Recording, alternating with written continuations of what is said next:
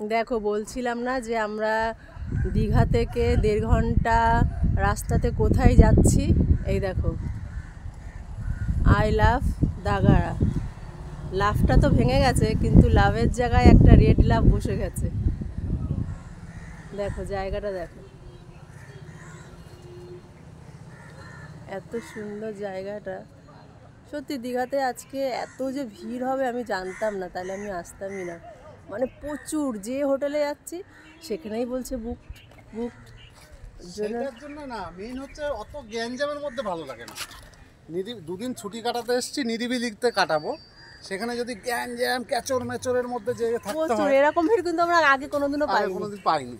মানে দেখেই আমার তার মধ্যেও যে সব লুঙ্গি মেলা সব জায়গায়, মানে যত হোটেল সব জায়গায় ঝুলছে। ওই ঝুলাটা দেখে আমার যেন মানে এতটা বিরক্ত হয়ে গেল, ধুর থাকবোই না। বললাম চলো এখান থেকে কোনো জায়গায় দেখো কোথাও বিচ ফিচ আছে নাকি কোনো। তো আলটিমেট ভালো জায়গায় পেলাম, যাই এবার হোটেলের উদ্দেশ্যে যাই।